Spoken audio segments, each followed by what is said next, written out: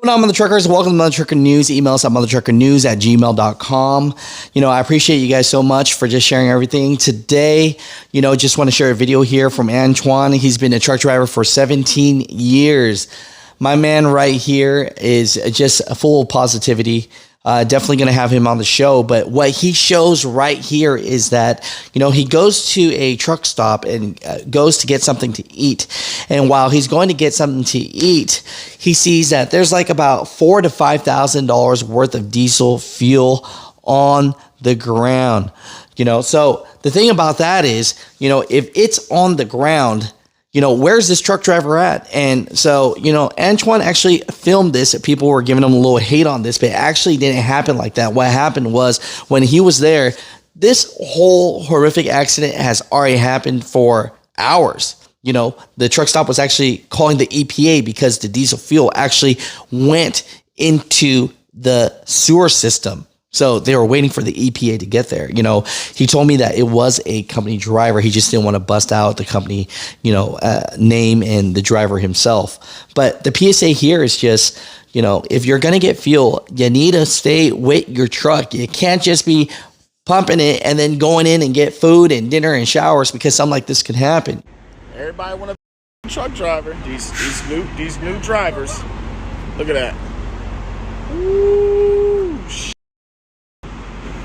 dude was fueling up the truck and pumps running while he went to the store. Look, yeah, he lost his job. What's going on, Mutha Truckers? Welcome to Mutha Trucker News.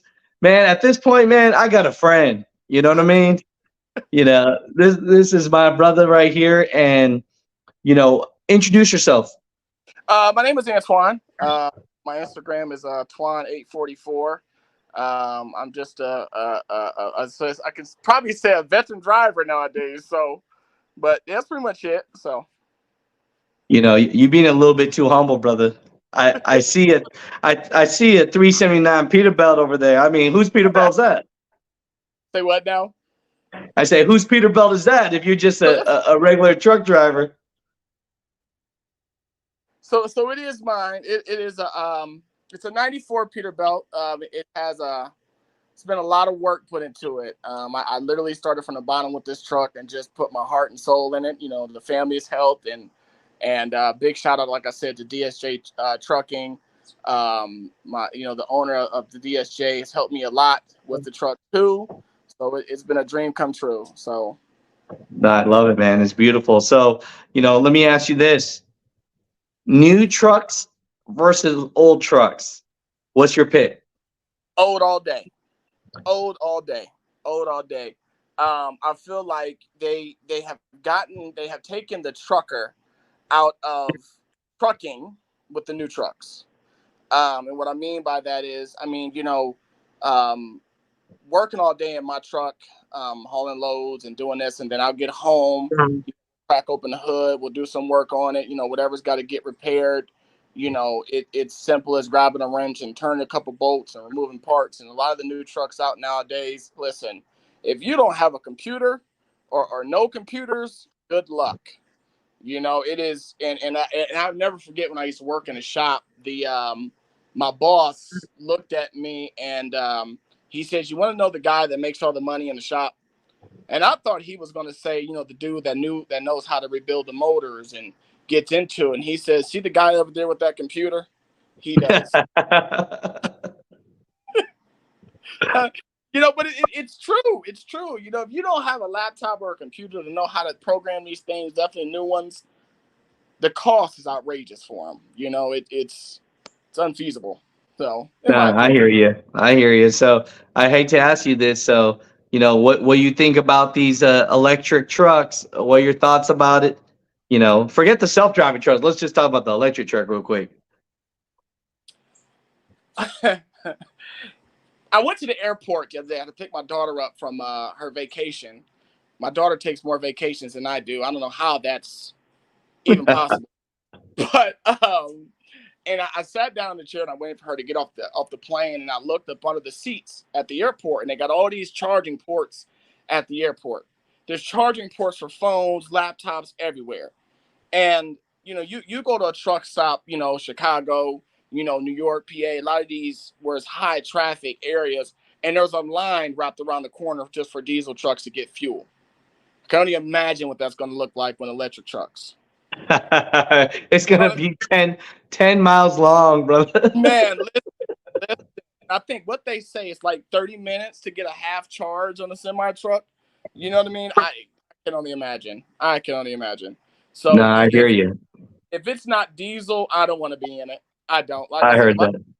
can't pull on the side of the road and work on my own truck, I don't want to be in it. I just don't. So speaking of that, we've had conversations.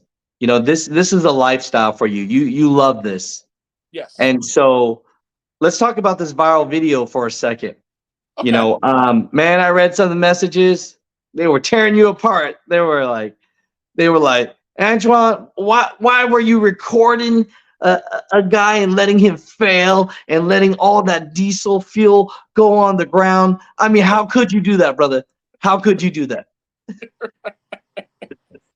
I looked at the comments myself, man, and I'm just thinking in my head, like, this is amazing. You know what I mean? It really is, and it shows.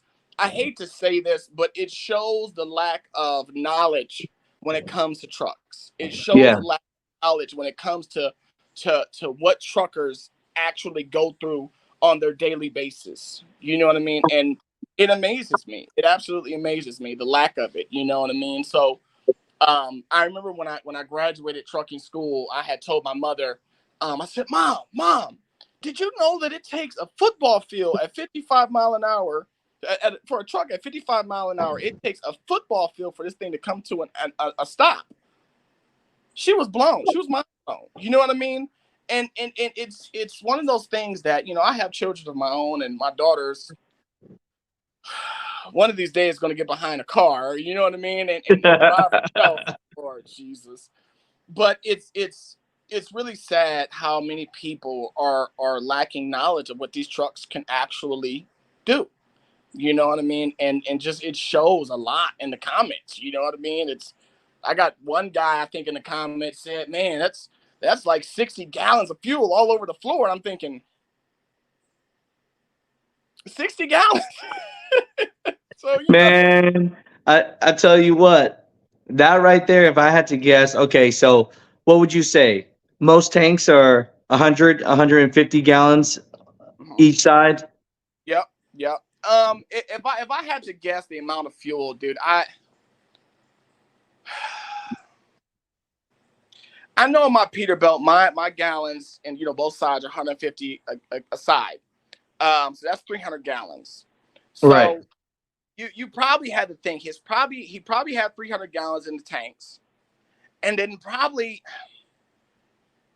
I would say every little bit of probably 600-700 on the floor, maybe. I'll tell you. I And know. you know how much it costs right now to fill up a full tank? Man, listen, I'm $1,700 a week.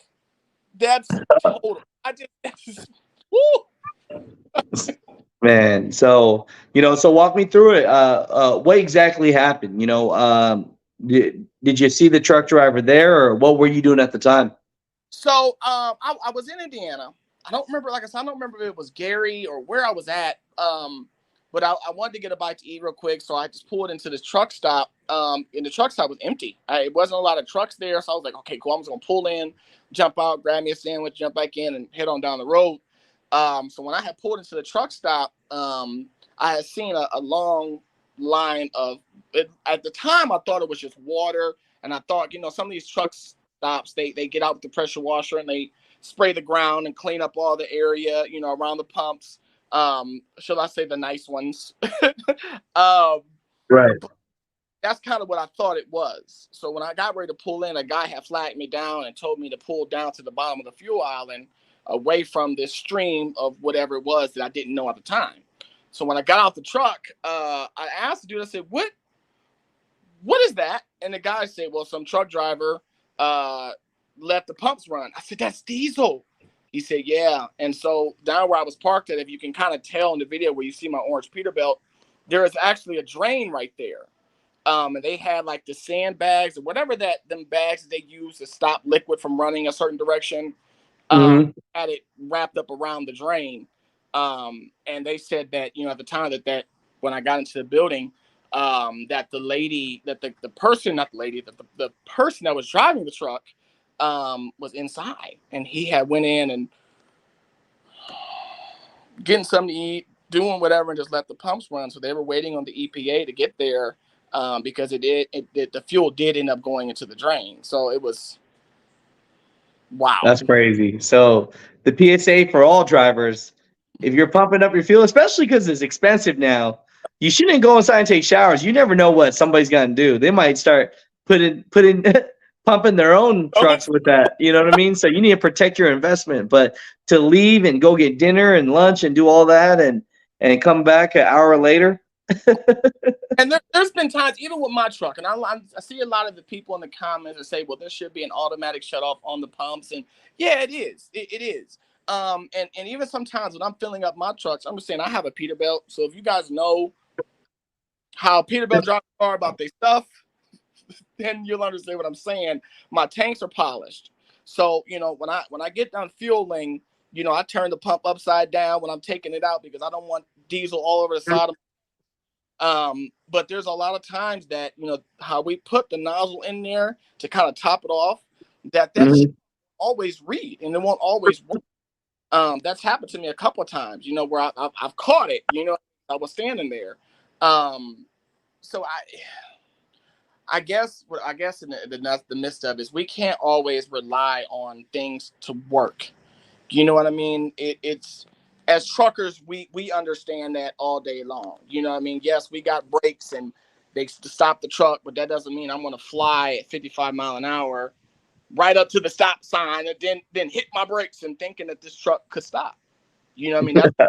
But you know what I mean? That's why a lot of these places, like with these big old hills and stuff, they have these stop, check your brakes, make sure they're going to work because this is a big hill, Right. No, that makes sense, So definitely it sounds like, hey, regardless if you're a new driver or not, especially if you're a company driver, you don't want to put your job on the line for something like this just because you're just trying to, save a little time, right? And so, I appreciate you, and I do appreciate too for not putting the dude's face and company on blast. That was really cool of you. A lot of people try to bust people out, but it sounds like a learning situation. You know what I mean? Yeah, and that's another thing too. It's funny. I was just talking to my cousin about this actually before you had gave me a buzz, and he was even saying the same thing that I said. We're not out here to embarrass people or down a company. You know what I'm saying? I understand that we're human. And we're truckers, and yes, we do make mistakes. But one thing that we have to remember is that society, I've learned from experience, even when you get into an accident, they always come after the driver first. That's the first. Well, what did the driver do? Well, was the driver this? It's always the driver's fault, And so, we have to start taking our time and start really get the professionalism back into trucking. It's a lot of these truckers are getting into this industry now, who have no clue, and it's really sad in my opinion, to see this because they look at it like it's a 9-to-5 job. You know what I mean? And trucking is you bleed, you sweat this, you live this. It's not a clock in, clock out thing. And we have to start taking this more serious. What they teach you guys in these schools and what they teach you out on the road. Ask questions, humble yourself. You know what I mean? Just because you got a CDL in your hand, that's a great achievement. That's beautiful, but there are guys out here that's been out here for 30, 40, 50 years, you know what I mean, who I hear you. Have a lot more knowledge than what you think, so open your ears and humble yourself. So, but No, I love it, man. I love it. No, I appreciate you for being on the show. Any final words, brother? Anything you want to let anyone and all the trucking community know? Be safe. Like I said, I love every last one of y'all, man. I've been wanting to be a trucker since I was probably knee high to a grasshopper, and this journey for me has been a loving and cherishing thing. And just be safe out there on the road, definitely. I love it now. I appreciate you so much, man. No, I hope you have a great rest of your week. You know, you got my phone number. You know, we connected, so we Yep. friends now. And you know, next time, man, you know, we'll go somewhere and go get some food. Next time you in Florida or whatnot, or I'm in your area. Okay. So definitely cool, man. You know, you have great energy, and a lot of times people with 17 years experience like yourself, their energy it starts becoming a little toxic. So Yeah. it's really refreshing to hear someone still loving the game, loving the Yeah. culture, and still so humble themselves, you know. So I appreciate you, brother. You know, have a great Sunday. Hey, you too, man. Appreciate yourself. Take it easy now. Yes, sir. Have a All good right. one, brother.